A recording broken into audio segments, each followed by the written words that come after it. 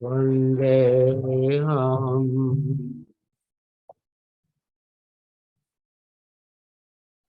Shri Guru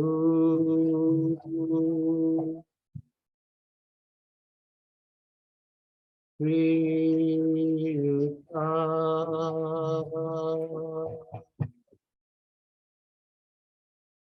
Kamalam Shri Guru Vaishnava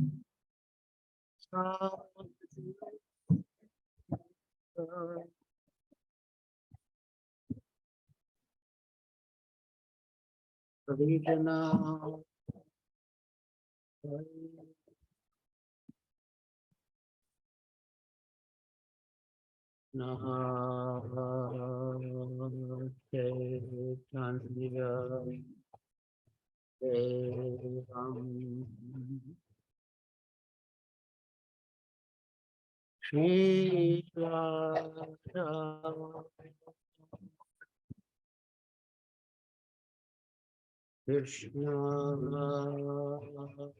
Pada Bhagana Pavitra Vidisha Pandita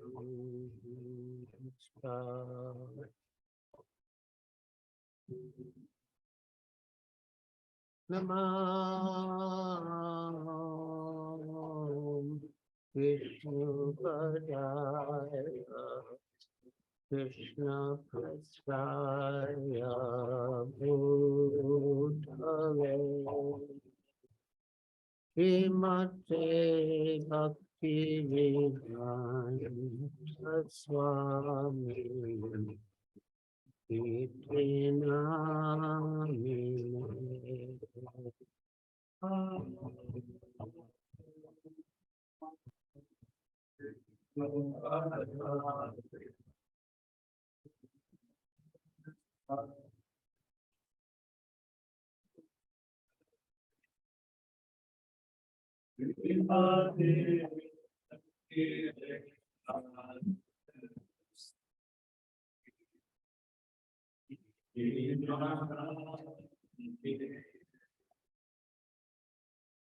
Namaste Saraswati Deve Gauravani Pracharine Nirvishesha Shunyavadi Paschatyadeshatarine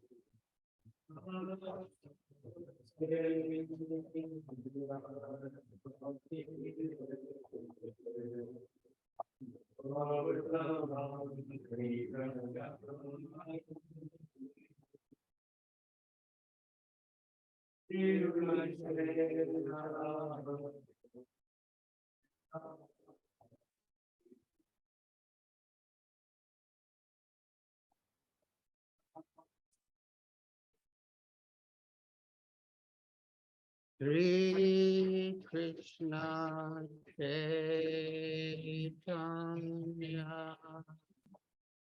Prabhu Nityananda Shri Advaita Gadadhar Srivasadi Gaur Bhakta-vrinda.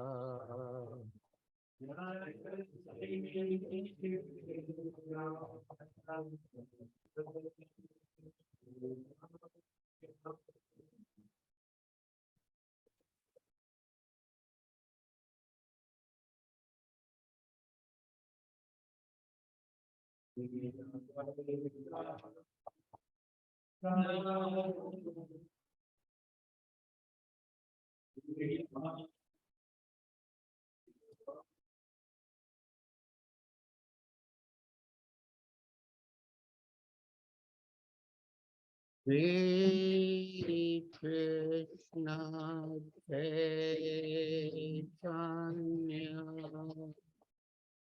Prabhu Nityananda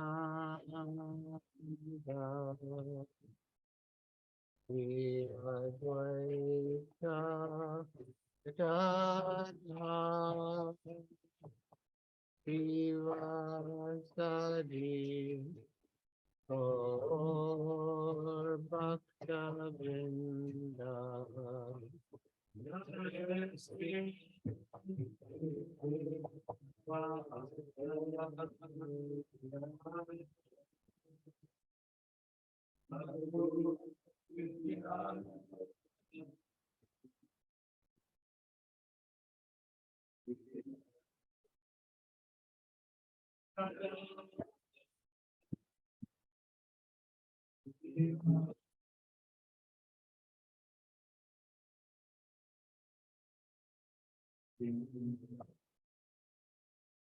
Hare Krishna, Hare Krishna, Krishna Krishna, Hare Hare, Hare Rama, Hare Rama, Rama Rama, Hare Hare.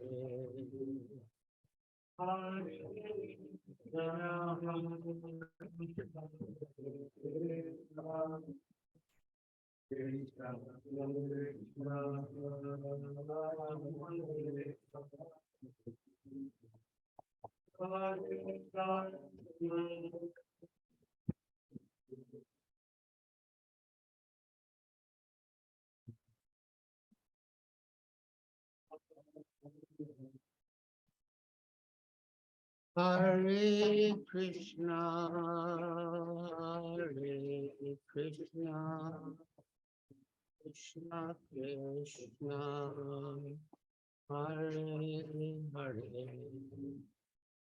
Hare Rama, Hare Rama, Rama Rama, Hare Hare.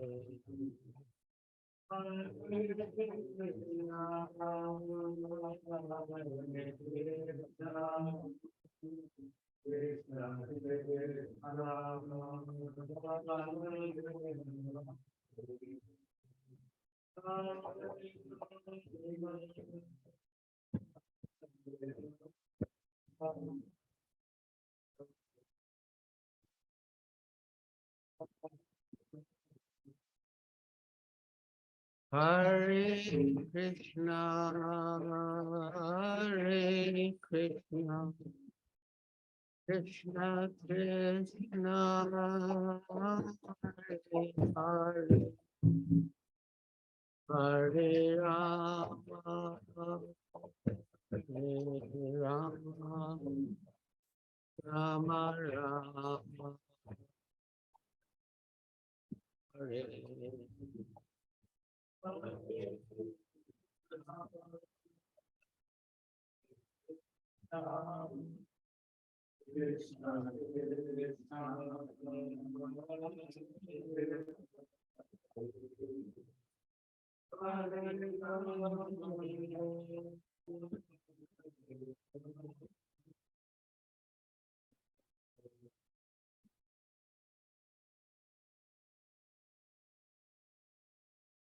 Hare Krishna, Hare Krishna, Krishna Krishna, Hare Hare, Hare Rama, Hare Rama, Rama Rama, Hare Hare.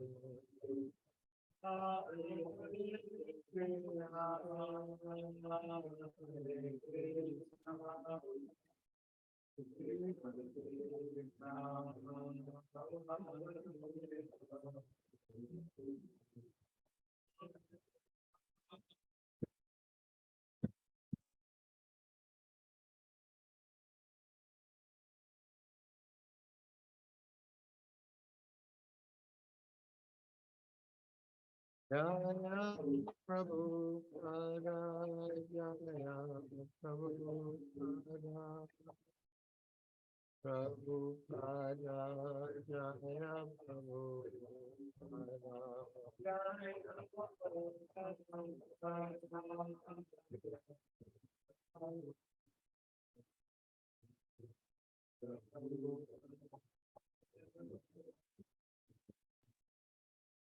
Jaya Prabhupada,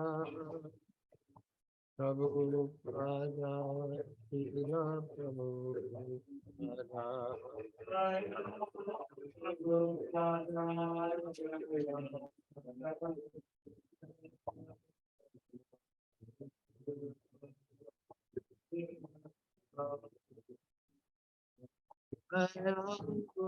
Gurudeva,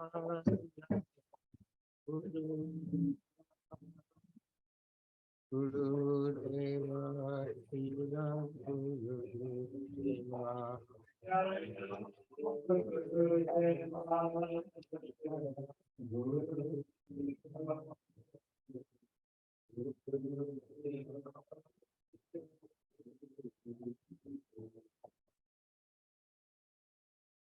Jayam Vishnupad Paramahansa Pariprajapacharya to Sri Srimad Bhaktivedanta Swami Prabhupada Ki Jai. ISKCON founder Acharya Srila Prabhupada Ki Jai. Jayam Vishnupad Paramahansa Pariprajapacharya Stotra Sutta Sri Srimad Bhaktisiddhanta Saraswati Goswami Prabhupada Ki Jai. Anantakoti Vaishnava Vrindi Ki Jai. Namacharya Srila Haridas Thakur Ki Jai.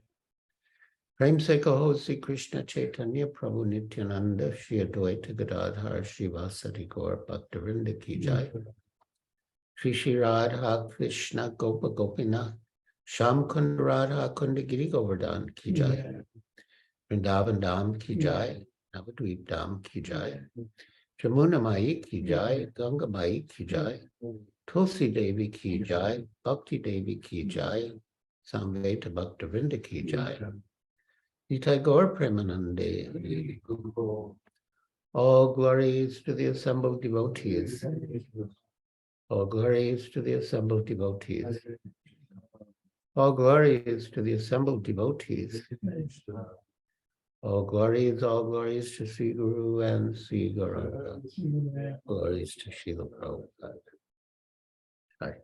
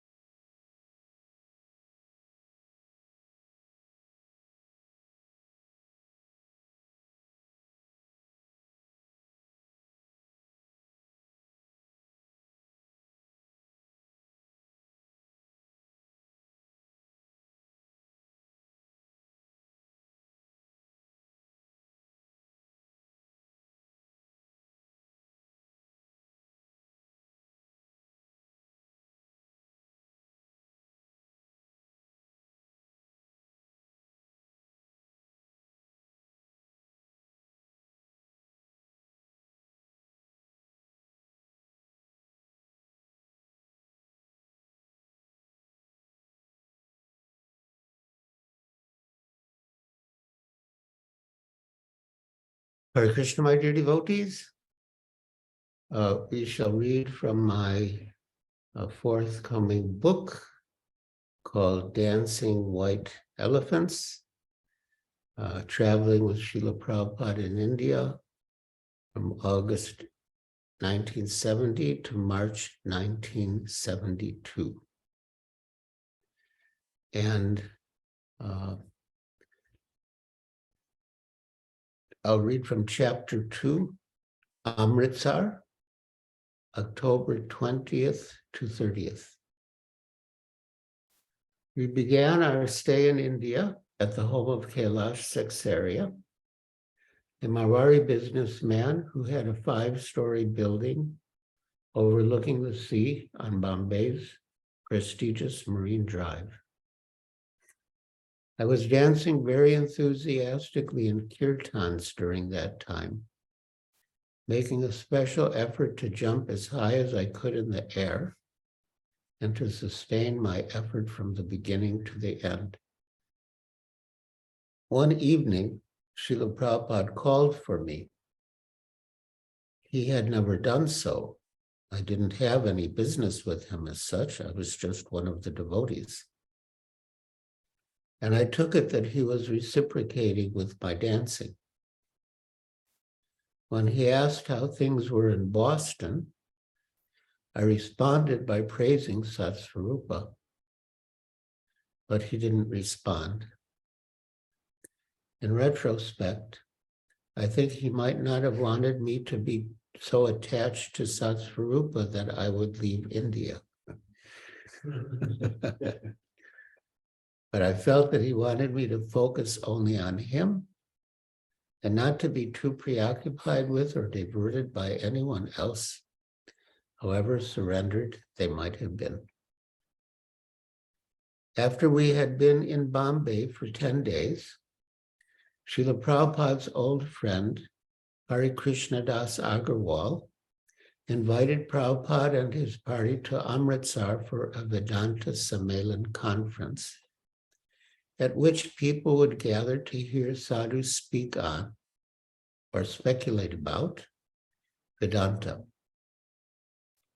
Prabhupada accepted, and on October 20th, he and our party of disciples, 7 men and 2 women, Guru Das, Yamuna, Kaushalya, Devananda, Revati Nandan, Nandakumar, Gopal, Bhakta Bruce, later Bhanu Swami, and I were on a train headed north to Amritsar. En route, the train stopped at Kurukshetra. Near here, Prabhupada said, Lord Krishna spoke the Bhagavad Gita 5,000 years ago. They say that Kurukshetra does not exist, that it is a mythological place, a symbol of the field of the body and the senses. But here we are at the station. How can they say Kurukshetra is not a real place? Here it is before us, and it has been a historical place for a long, long time. When the train arrived at Amritsar, Hare Krishna Das Agarwal personally received Prabhupada and took him and a few disciples in his car to another gentleman's house, where Prabhupada spoke a little and was served refreshments. And from there, Prabhupada went to the ashram where the Vedanta Sammelan would take place. Srila Prabhupada wasn't at the pandal when a few devotees and I arrived, so the organizers asked that one of us speak, and I stepped forward. I had been feeling somewhat underused, that I could do some of the services the leading devotees were doing, maybe even better. I didn't desire more prominence, and I had faith that when Krishna wanted, Srila Prabhupada would see my potential. Krishna would let him know. But I felt I could do more. And now is my opportunity. I spoke about Lord Chaitanya's meeting with Prakashananda Saraswati in Benares. How Lord Chaitanya was criticized for chanting and dancing like a sentimentalist when he should have been studying and discussing Vedanta. And when the next morning Srila Prabhupada spoke on the same pastime, I felt that my choice of topic had been inspired by Krishna. The Vedanta ashram was dedicated to the propagation of impersonal Mayavad philosophy, and the buildings and walkways displayed signs with popular Mayavadi slogans, such as Tattvamasi, you are that. When a devotee asked Srila Prabhupada about it all, Prabhupada explained that the ashram residents were impersonalists, that their idea of Vedanta was impersonal. He said, they know that I disagree with them, but still they have invited me because they want to see the white elephants, meaning his disciples, dance. He was fully aware that the organizers expected that his foreign disciples' kirtan would attract bigger crowds. They will talk and talk about Vedanta, he continued, but it is simply mental speculation, and they never come to any conclusion. One of the devotees removed the food offering from Prabhupada's deity's altar and put the plate in front of him. They will go on speculating for many lifetimes, and he popped a maha sweet in his mouth. But we will realize God simply by eating. As it turned out, all the Mayavadis claiming, I am God, you are God, everyone is God, couldn't hold the attention of the public. So every evening, the organizers would beg us to come to the pandal. Though we were always reluctant to go, as we knew we'd have to sit and listen to so many Mayavadis giving boring speeches in Hindi. Guru Das commented that the Mayavadis said they were God, but they had to come begging to the devotees of God to perform kirtan.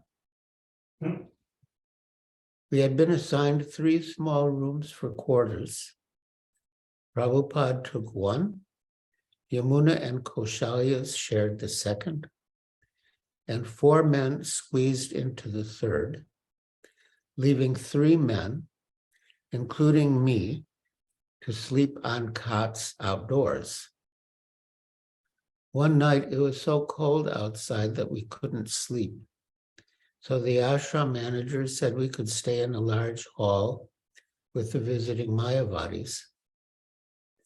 But when Guru Das and I went there to sleep, we didn't feel comfortable.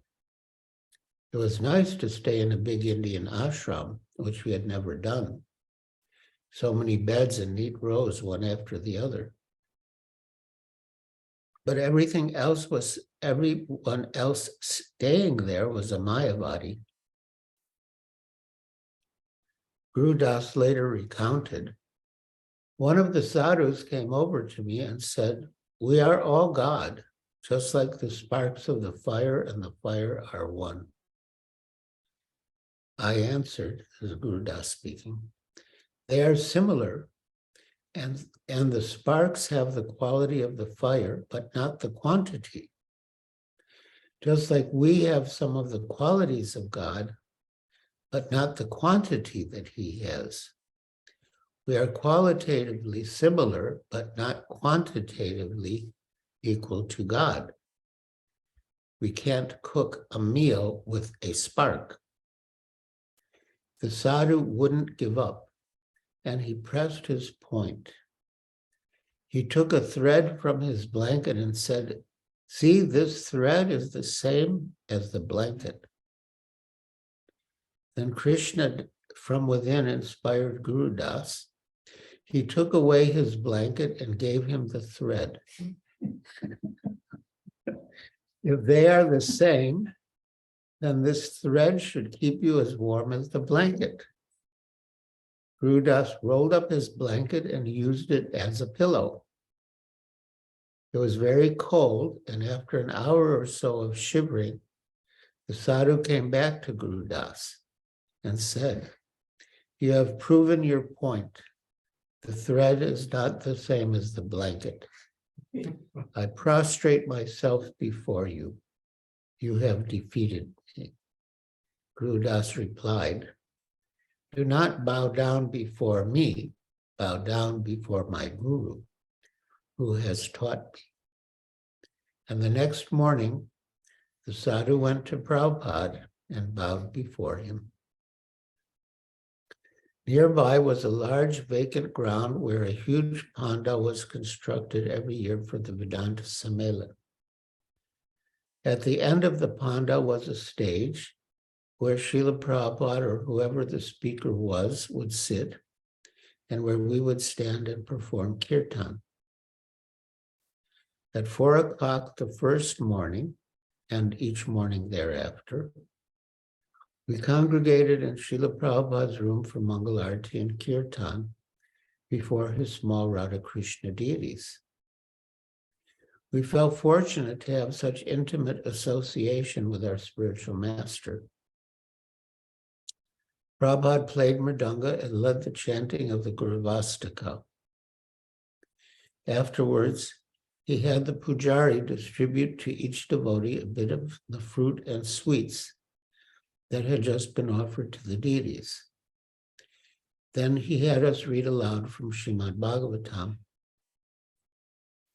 Generally, when we were with Srila Prabhupada, we would have our right hands in our bead bags, so we could use every moment for chanting.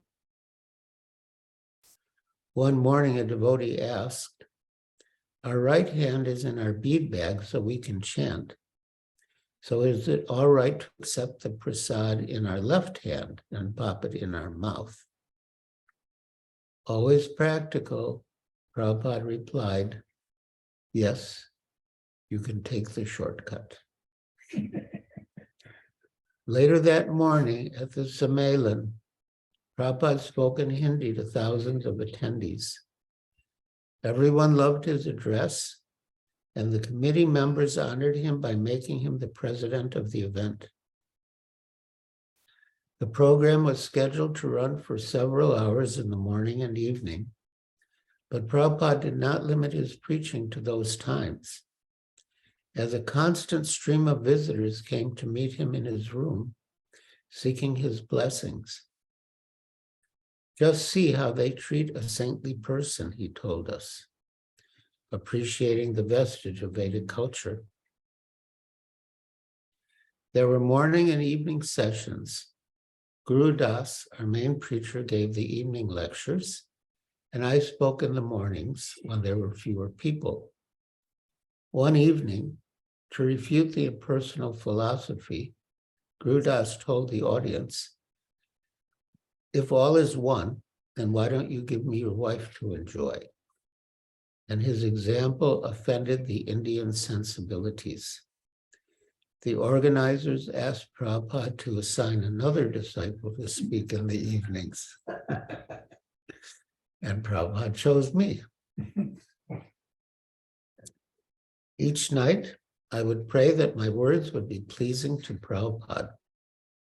I knew that if he was pleased, Krishna would be pleased, and the audience would progress in Krishna consciousness. And I would pray to the Paramatma, the Lord within the hearts of all the people listening, to inspire them to receive my message, Srila Prabhupada and Lord Krishna's message, favorably. One morning after one of my talks, I had simply repeated what I had been reading in Srila Prabhupada's books about devotional service and the spiritual master. I happened to walk by Prabhupada, who was on the lawn outside his quarters getting his massage. He said, "I was hearing you speak this morning. You spoke very nicely." Actually, I had been wishing that he would take notice of my talks. I knew this would happen, I thought. I knew that Krishna would arrange it. So I was quite happy. And I asked a question, I requested. When Prabhupada approved, I asked, how can we know when we feel that a voice is telling us something? How do we know whether it's the super soul or whether it's Maya? Prabhupada answered, receiving from direction from the super soul will come later. For now, it is best just to depend on the orders of the spiritual master. I often had questions for Prabhupada, and at one program I asked a question about asking questions. One or two of the leading devotees had been instructing the rest of us that we should not bother Prabhupada by asking so many questions. But when I asked, Prabhupada replied that it was the duty of the disciple to ask questions. I was encouraged that if I had any question or doubt, I could bring it up to him and he would answer. Prabhupada was more aware of our activities than I'd realized. Wherever we went, I carried the book Teachings of Lord Chaitanya with me, and every free moment I had, I read. I didn't think my practice caught Prabhupada's attention, but at a program one day he said, yes, Giriraj is trying very hard to understand our philosophy. And from his statement, I understood that he had noticed me reading his books and trying to understand the philosophy. In fact, he knew our natures, what we were doing, and everything about us, even things we wanted to hide. One of his servants, Devananda Swami, who had the habit of disappearing to secluded places to rest, couldn't be found one afternoon. And Prabhupada said, well, don't worry. He's sleeping incognito somewhere.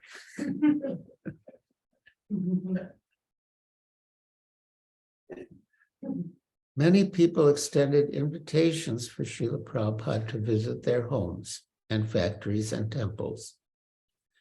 And he accepted more than we thought possible. He had 5 or 6 programs every day, as many as 8.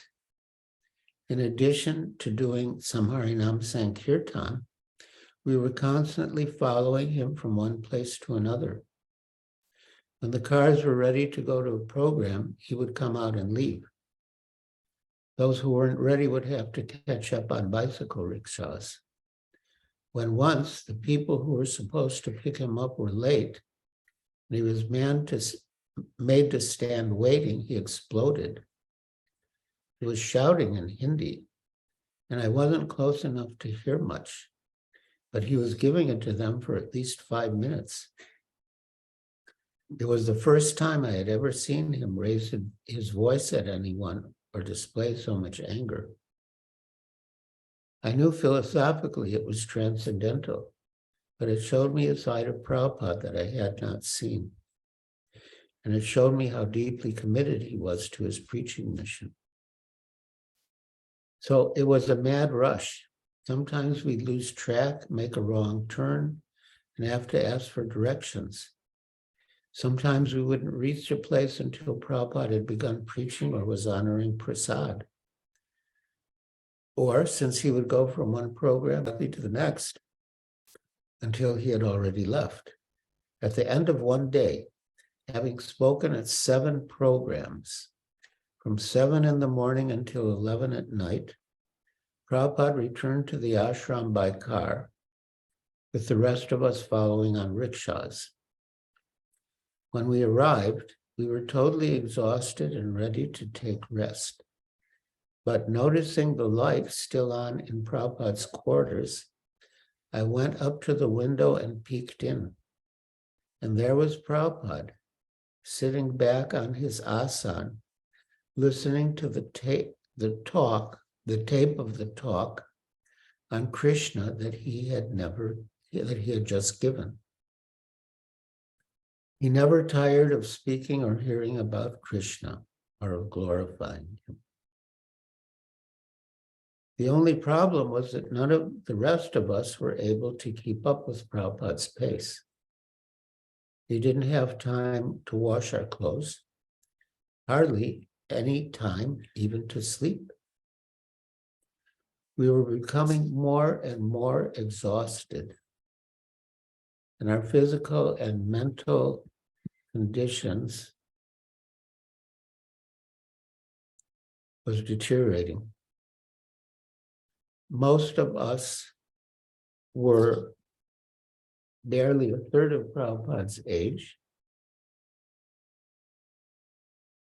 but we just couldn't keep up. Yamuna Devi recalled, throughout our short stay in Amritsar, Srila Prabhupada exhibited superhuman energy, as though the mercy of Lord Nityananda became personified in him. Just imagine that his age was over 70, that he went through his own morning program. Then we had a group morning program. Then there was the Pandal program, which Prabhupada attended. And then we would attend up to 5 engagements a day, often lasting until midnight or later. Sometimes Srila Prabhupada did not even sleep, and we would all have to run to keep up with him. He was invited to many, many places, and he accepted almost all of them. So this preaching would just go on nonstop. And the energy that he had for preaching Lord Chaitanya's message of Krishna consciousness was just inconceivable. I can honestly say that even at the age of 28, and at the zenith of my health, I struggled to keep up with him. Not only me, but all of us, men and women. Finally, on behalf of us all, Guru Das appealed to Prabhupada to limit the programs to 2 a day. And, sympathetic with how much we were struggling, Prabhupada agreed. But he was receiving so many invitations and was so merciful to the people who approached him and so eager to preach the glories of the Lord that even after agreeing to the limit, he started accepting more again. And before long, the norm went back to 4 or 5 a day. One day, Guru Das mentioned something to me about the increase in the number of programs, despite Srila Prabhupada's promise. He said it in a nice way, but I still wondered if his remark might have constituted an offense. Doubtful, I approached Prabhupada when he was alone in his room and said, "One of your disciples commented that you promised to accept only 2 programs a day, but now you are accepting more.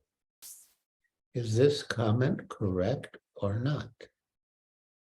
"Who has said that?" Prabhupada asked. "Guru Das," I answered, and he nodded that it was all right. Prabhupada's response struck me for 2 reasons. First, he was indicating that he knew the heart of each of his disciples, and since the statement was coming from Guru Das, he knew that there was nothing wrong with it, nothing requiring his attention. And second, here I had approached Srila Prabhupada with a doubt about one of my godbrothers that was not justified. So I considered that maybe I shouldn't have been so quick to approach him in that way. Reading to Srila Prabhupada from his newly published Nectar of Devotion one morning, Yamuna paused to ask a question. Quote, "Ekadasi, which comes twice a month on the 11th day of the moon, both waning and waxing," she read, "on that day, all the devotees remain fasting throughout the night and continuously chant the glories of the Lord. And she asked, should we also observe Ekadashi like that? No, Prabhupada replied. We have too much service to do for Krishna. Still, he said, Ekadashi is most auspicious, and chanting is more effective. To a disciple who asked, should we chant 25 rounds on Ekadashi? He replied, why only 25 rounds? You should chant as many as possible. On October 23rd, Prabhupada wrote to Shamsundar and Tamal Krishna, who was the zonal secretary for India, quote, I hope you and your good wives, as well as Srimati Saraswati, are all well. We have arrived safely in Amritsar, and we are being very well cared for at the Vedanta Niketan. The people and also the sannyasis here are very much liking our Sankirtan movement. So things are going on nicely. Prabhupada was very protective of the women, and he had them ride to programs with him in his car. With Yamuna and Kaushalya on the way to one engagement, he mentioned that he needed new shoes. He said, stop at the next Bata shoe store. In the store, he told them, you choose the shoes for me, and sat down. So they looked around the store and found some white crisscross plastic sandals that they thought would be just right. Each of them carried one shoe up to Prabhupada, and they slipped them on his feet. He smiled and asked, do you like them? They responded, yes. Then we will buy them. And he did. It was quite cold in Amritsar at that time of year, but a little warmer when the sun came out in the afternoon. And if there was ever free time then, Yamuna would chant japa in the courtyard. She would sit cross-legged, her back erect, and chant the Maha Mantra with her eyes closed, nonstop. When she chanted, she told me, her ears and mind and heart would open up to the holy names, and she would just hear the sound, not even thinking that she was chanting the holy names or being aware of what she was hearing, just fully absorbed in the sound. One day, Srila Prabhupada asked Yamuna to give class. Quote, I clearly remember the first time, end quote, she recounted, quote, although I didn't mind leading kirtans and was used to dealing with crowds in that way, I always felt inadequate when speaking the philosophy of Krishna consciousness and being able to support it with scripture. My ability to memorize slokas was never strong. I simply felt unqualified. So not only was this the first time he had asked me to lecture, but it was also in front of a gathering of lawyers, barristers, and around 200 other professionals. Of course, he had not given me any warning at all. Instead of directing me to lead kirtan, he said, and this morning, my disciple Yamuna Devi will give a lecture on Srimad Bhagavatam. Incredulous, I looked up at him with a pleading expression which could not be misinterpreted. But he just glanced down at me and said, begin. I wanted to try to speak of something I had studied, so I began by misquoting the Sanskrit from one of my favorite verses, Ibam Sambaro Nama, which is supposed to be Savai Pum Samparo Dharmo, instead of the proper pronunciation, and then continued on to the text and almost verbatim Srila Prabhupada's purport to the verse from the first canto of second chapter, sixth sloka of Srimad Bhagavatam, which I had previously memorized. And when I was finished, all the barristers and professionals clapped enthusiastically. And Srila Prabhupada just beamed. He was so proud. And I hadn't strayed from anything he had said in his purport at all. So that was the beginning. And although I'm embarrassed to admit it, I went up to him afterwards and said something to the effect that I didn't mind leading kirtans, but please don't ask me to give class anymore. Such boldness. Srila Prabhupada's programs invariably began with a Hare Krishna kirtan, which either he would lead or have a male member of the Sankirtan party lead. Then he would give a discourse, and then he would usually ask me to lead the second kirtan. Sometimes it would be Govinda Jaya Jaya, and sometimes Hare Krishna. He structured the programs in this way from the beginning in India.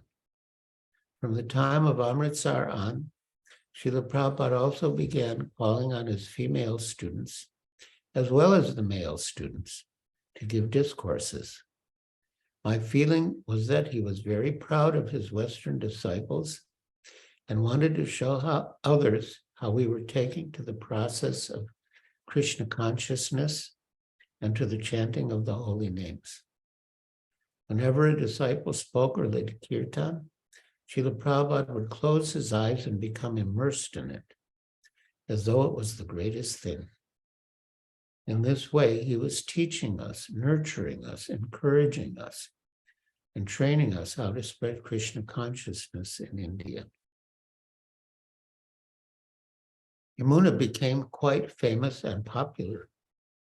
She spoke forcefully and eloquently, led wonderful kirtans, played mridanga, and with her charming demeanor and open, heartfelt presentation of Krishna consciousness, was always able to stimulate the bhakti in people's hearts. Every morning and afternoon, throngs of people would come to the back of the ashram, where we had our rooms, look in the windows, and ask for Yamuna. Finally, she got agitated. She was starting to feel like an animal on exhibit in the zoo. People kept asking questions like, "What is your name? And where are you coming from?" "Why don't they ask questions about Krishna?" she exclaimed. On the 24th, Srila Prabhupada took us to Ram Tirtha Sarovara, the lake where the sage Valmiki had his ashram. We were all in a jubilant mood, excited to join our spiritual father and teacher on a transcendental field trip. We didn't know much about Lord Ramachandra or the place we were visiting, but when we got there, Prabhupada shared the story. There was no microphone and he spoke softly, so we had to listen closely as he told us about Lord Rama and how Rama's wife and eternal consort, Sita Devi, was banished, and in her exile, pregnant and alone, she took shelter in the ashram of Valmiki, where the sage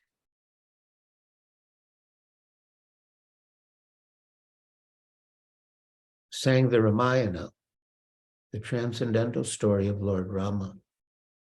As Prabhupada spoke, I felt that a door was opening to the spiritual world, which he was revealing. At another program, Hare Krishna Das Agarwal asked Srila Prabhupada about Krishna coming as Rama. Prabhupada replied that Krishna does not come as Rama, but that Krishna, Rama, and all of Krishna's incarnations are eternal. They always exist. It is like the sun, he said. In one place it is sunrise, in another 4 o'clock, in another sunset. But the sun itself is always the same. Similarly, God always exists in his original form, Krishna, but also as Rama and his other incarnations. So we cannot properly say that Krishna comes as Rama. On the Mahadvadasi, the 26th, Prabhupada gave an encouraging class after Mangal Arti on how one should approach God. As always, Yamuna took notes, recording in her journal, quote, God should not be approached for any material profit, but only to enhance our spiritual consciousness. Then as we surrender in our devotional service, he reciprocates with us 10 times more than we do with him. At a weekly meeting of the lawyers of Amritsar, Prabhupada pointed out to the group that, being lawyers, they were required to follow the law and law books of the land. But further than that, he said,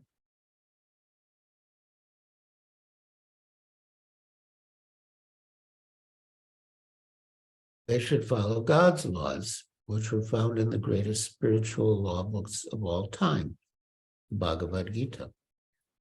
Water the root of the tree, he explained, and the leaves and branches are nourished.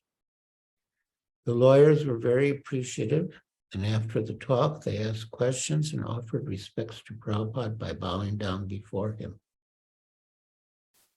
But when Guru Das asked them if they had read the Manu Samhita, the law book of Manu, and they all said no, Prabhupada whispered to him, lawyers without law books, pronouncing lawyers as liars.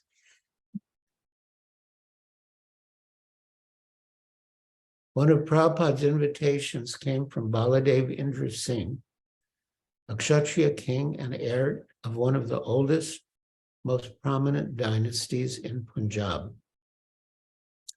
Maharaj Singh was a robust Punjabi Kshatriya with a full beard and turban wrapped around his head, and he carried himself with a confidence that belied his small stature. His estate was set on acres of farmland with a herd of cows. His residence, Yamuna observed, a single-story building composed of thick walls, lead-framed windows, and rooms with 14-foot-high ceilings, was beautifully detailed in every way. Hanging on the walls in ornate frames were 5-foot to 8-foot paintings of ancestral family members. Corpulent warriors in ancient armor sat on top of caparisoned horses, or bejeweled men stared with proud visages in kingly costumes and magnificent crowns, all wearing their ceremonial swords encrusted with gems, along with silk sashes, feathers, and peacock fans. Several of us had come earlier with Prabhupada's small deities to set up the program. It was our first experience with a Kshatriya, and we didn't know how Prabhupada would respond to Singh and the Kshatriya trappings of his palatial surroundings. But he was openly enthusiastic. The walls of the king's spacious dining room were adorned with the heads of animals he had killed, trophies of dead wild beasts, elephants, lions, tigers, and antelopes. But Prabhupada explained to us, Kshatriyas must hunt animals to practice how to kill people in battle. A Kshatriya's dharma is to fight, so they must practice by hunting. This is described in the Vedas. We are in the house of a real Kshatriya. Brought before the king's prize trophy, the enormous head of a tiger, Prabhupada examined it closely and asked, "You have killed this?" "Yes," Singh replied. The man-eater had killed many people in a nearby village, so I went and shot it. Prabhupada's eyes widened, and he turned to us. Oh, very nice. When Singh brought a big plate of boga and asked Prabhupada to make an offering, Prabhupada sang Bhaktivinoda Thakur's Boga Arati song, Bhaja Bhakata Vatsala Shri Gaura Hari.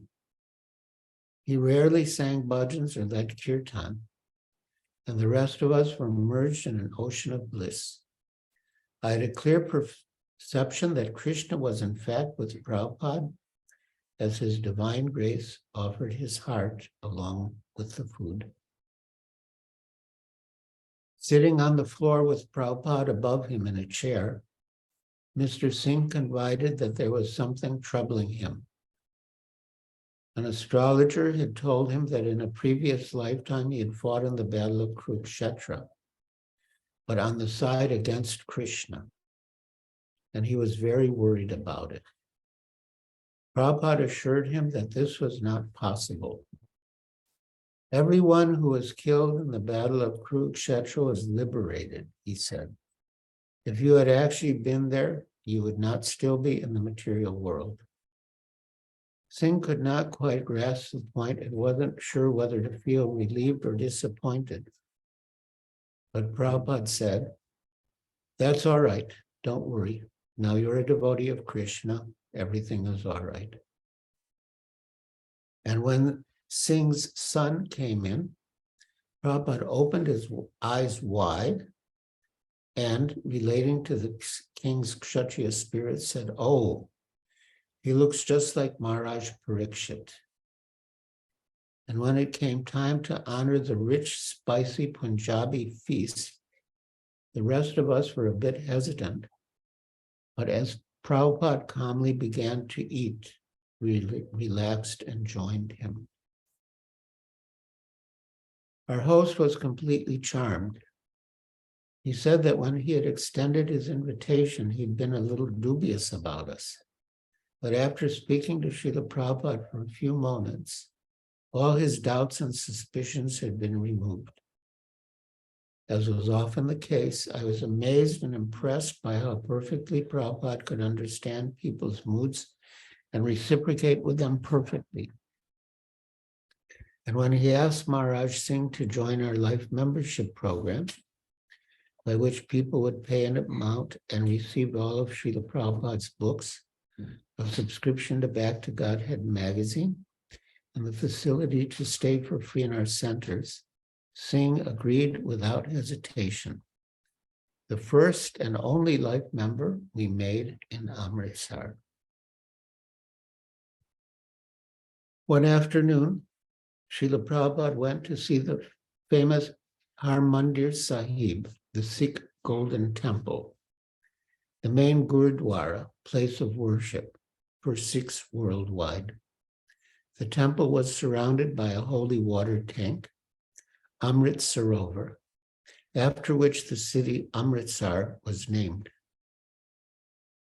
Quote, "There were not as many altars or as much decoration as in Hindu temples," Guru Das replied.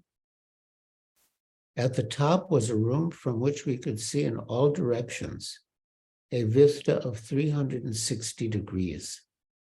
In this room, a man was reading from the original manuscript of the Guru Granth Sahib, the sacred scripture that is divine revelation for the Sikhs. This reading is performed non-stop, just like the 24-hour kirtans performed in Vrindavan. End quote. Our guide explained that there were 4 entrances to the temple, indicating that it was open to any class of person, and that the temple was maintained entirely by donations, mostly from Sikh businessmen. They took pride that no one in Amritsar need go hungry, and fed a sanctified meal of dal and chapatis to 10,000 people daily, all done by volunteers. Prabhupada observed their massive operation, watching one group of men rolling chapatis, flipping them through the air onto a giant tava, griddle, while another group turned the chapatis with long paddles, held them briefly over the hot coals, and placed them in neat stacks. This is how to distribute prasad, Prabhupada said. Spiritual communism. When we were about to leave, Prabhupada had us all gather round as he signed the guest book. Quote, A.C. Bhaktivedanta Swami, end quote. Under religion, he wrote, quote, Krishnaite, end quote. And under comments, he wrote, very spiritual. So, my dear devotees, thank you for listening so patiently and attentively. As I mentioned, today is also the disappearance day of Srila Rupa Goswami, so I'll speak just a little about him.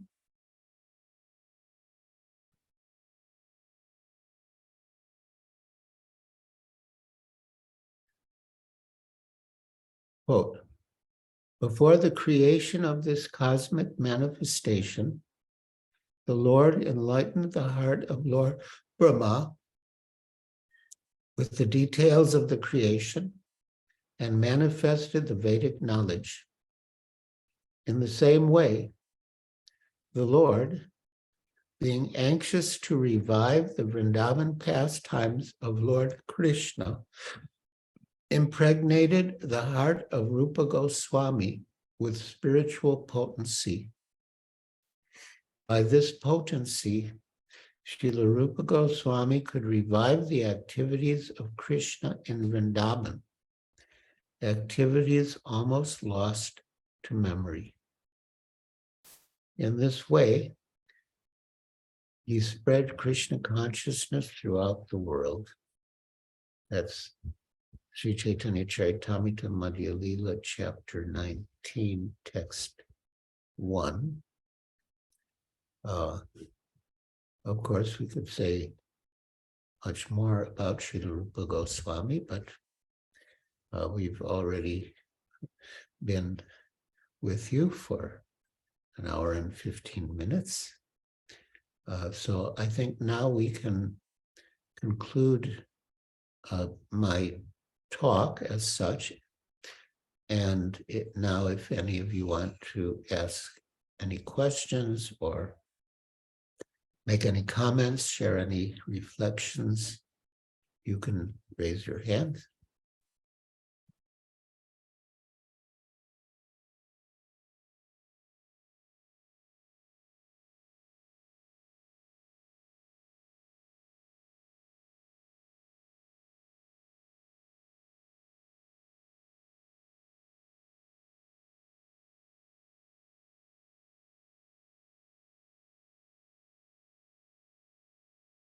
Oh, I just saw a hand. Narottam Das Thakur Das. Krishna Guru Maharaj, please accept my prostrated obeisances. The rest of your devotees. All glories to Srila Prabhupada. Guru Maharaj, thank you for reading this very captivating, these pastimes. They are so nice to hear. I just had I was just curious that Srila Prabhupada received so many invitations to visit people's homes and have prasadam and give talks. Was Srila Prabhupada particular about whether they consume non-veg, the families that invited them, or what was their spiritual inclination, or did they even use, whatever they prepared, was it prepared with the standards or offered? But was Srila Prabhupada particular about those things? He was. When we asked him about eating food in people's homes, he said if they're vegetarian and they cook according to our restrictions, no onions and garlic. And if they offer the food in their own way, then we can take what they have prepared to be prasad. So yeah, he was particular. Although once we in Delhi, after the first Delhi Pandal, one of our big supporters invited Srila Prabhupada to her home. And Srila Prabhupada gave a talk, and we made a membership appeal. We made his books available for sale. And then afterwards, there was, she served prasad. And, there were many of us, not all of us could honor prasad in the same room with Srila Prabhupada. But in the room with Srila Prabhupada was Malati. And Malati said to Srila Prabhupada, there's onions in this preparation. And Srila Prabhupada said, no, there are no onions. Malati said, no, Srila Prabhupada, there are. I can show you, there are onions. And Prabhupada said, no, no onions. In other words, he didn't want to make the hostess feel bad that, she included onions in the preparation. Thank you very much. Damodar Krishna Das. Hare Krishna, dearest Guru Maharaj. Please accept my humble obeisances. The dust of your lotus feet. All glories to Srila Prabhupada and all glories to you. Guru Maharaj, I am very deeply grateful for the wonderful narrations of Srila Prabhupada pastimes you have shared. They were truly nectar, and then we are eagerly waiting for your next book, Guru Maharaj. So Guru Maharaj, when you asked Srila Prabhupada about if the instructions that you were inspired were super soul guiding you, or is it's Maya's influence? So Srila Prabhupada answered that just hear the instructions from the spiritual master. So I wanted to ask Guru Maharaj, does this distinction similarly apply during our attentive chanting, when our mind present thoughts regarding some devotional service, such as deity worship or doing some abhishek of the deities, or about whatever service we have to do in the next day? Or are these thoughts also subject to the influence of Maya, or are they through super soul as their spiritual thoughts? Yeah, I would say that if they're according to Sadhu, Shastra, and Guru, you can take them as inspired by God. When we chant, as Srila Prabhupada said, we're praying for service. O Lord, O energy of the Lord, please engage me in your devotional service. And so if we get some inspiration to do some particular service while we're chanting, we can pursue it. But we can also, if it relates to service in a temple, for example, then we can confirm it with the temple president or other senior devotees that I got this inspiration. Do you think this would be a good thing for me to do? And if they confirm it, then you can go ahead. Thank you. Thank you so much, Guru Maharaj. Krishna.